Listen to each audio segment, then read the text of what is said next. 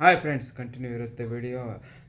ಇವತ್ತಿನ ಭಾರತ ಕೇವಲ 22 ಬಾಲಲ್ಲಿ 3.2 ball 20 ಬಾಲಲ್ಲಿ 50 run reach ಆದರೆ 10 ಓವರ್ಗಳಲ್ಲಿ 157 ರನ್ನು. ಇದು ಒಂದು ವಿಶಿಷ್ಟ ದಾಖಲೆ ಅಂತ ಹೇಳಬೇಕು.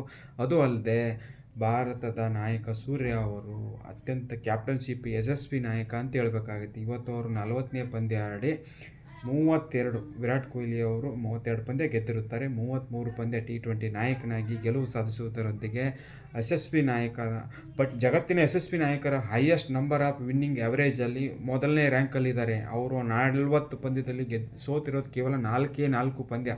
ಒಂದು ಆಫ್ರಿಕಾ, ಒಂದು ಆಸ್ಟ್ರೇಲಿಯಾ, ಇನ್ನೆರಡು ಮಧ್ಯ ಬಗ್ಗೆ ನಮಗೆ ಗೊತ್ತಿಲ್ಲ. ಮಿಕ್ಕಿದ್ದು 4 ಅಂದರೆ 3 ಪಂದ್ಯ ರದ್ದಾಗಿದೆ, ಅಷ್ಟು ಮಾತ್ರ ಹೇಳಬಲ್ಲೆ. ಅದು ಬಿಟ್ಟರೆ ನಮ್ಮದು ಒಂದು ಬ್ಯಾಡ್ ಲಕ್ ಏನಂದರೆ ಕರ್ನಾಟಕದವರು ಮಧ್ಯಪ್ರದೇಶದ ವಿರುದ್ಧ ಈ ದಿನ ರಣಜಿಯಲ್ಲಿ ಅದು 220+ ರನ್ಲೆ ಸೋತಿರುತ್ತಾರೆ.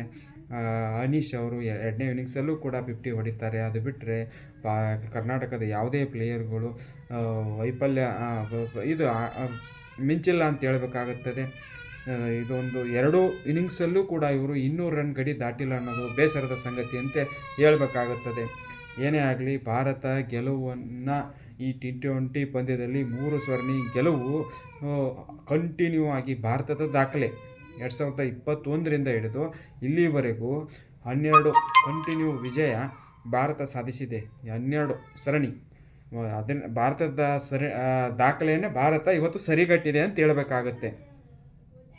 ಇಷ್ಟು ಹೇಳ್ತಾ ಈ ಪಂದ್ಯದ ಕ್ರೆಡಿಟು ಭಾರತದ ಬಾಲರ್ಗಳಿಗೆ ಸಲ್ಲಬೇಕಾಗುತ್ತದೆ. ಮೊದಲು ಅವ್ರನ್ನ ಕೇವಲ 153 ರನ್ಗೆ ಕಟ್ಟಿ ಹಾಕೋದು ಅದು ಸುಲಭದ ಮಾತಲ್ಲ. ಎಲ್ಲಕ್ಕಿಂತ ಹೆಚ್ಚಾಗಿ ಈ ರವಿ ಬಿಷ್ಣೋಯ್ ಅವ್ರನ್ನ ಆಯ್ಕೆಯೇ ನನಗೆ ಆಶ್ಚರ್ಯ ಆಗಿಬಿಟ್ಟಿದೆ ಇವತ್ತು.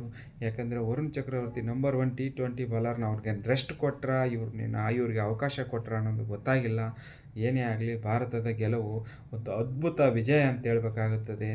ಜಗತ್ತಿನ ತಂಡ ವಿಶ್ವಕಪ್ಗಳಿಗೆ ಇದೊಂದು ನಡುಕ ಹುಟ್ಟಿಸುವಂಥ ರೀತಿ ಪ್ರದರ್ಶನವನ್ನು ನೀಡ್ತಾ ಇದ್ದಾರೆ. ಆಕ್ಸೆಪ್ಟ್ ಸಂಜು ಸ್ಯಾಮ್ಸನ್ ಅಂತ ಹೇಳಬೇಕಾಗುತ್ತೆ. ಏನೇ ಆಗಲಿ, ಭಾರತ ಸರಣಿ ಗೆದ್ದಿರೋದಕ್ಕೆ ಸಂತೋಷ ವ್ಯಕ್ತಪಡಿಸುತ್ತಾ ನಾನು ಒಂದೆರಡು ಮಾತಿಗೆ ವಿರಾಮ ನೀಡ್ತೀನಿ. ಈ ಸಂದರ್ಭದಲ್ಲಿ ಒಂದು ಬೇಸರದ ಸಂಗತಿ, ನಮ್ಮ ಕ್ಲಾಸ್ಮೇಟ್ ಹುಡುಗಿ ಅವರು ಇವತ್ತು ಒಂದು ಕರೆಂಟ್ ಹೊಡೆದು ತೀರ್ಕೊಂಡಿದ್ದಾರೆ. ಅವರ ಆತ್ಮಕ್ಕೆ ಶಾಂತಿ ಸಿಗಲಿ ಅಂತ ಕೋರುತ್ತಾ ನನ್ನ ಚಿಕ್ಕ ವಿಡಿಯೋ ಮುಗಿಸ್ತಾ ಇದ್ದೀನಿ. ಜೈ ಹಿಂದ್.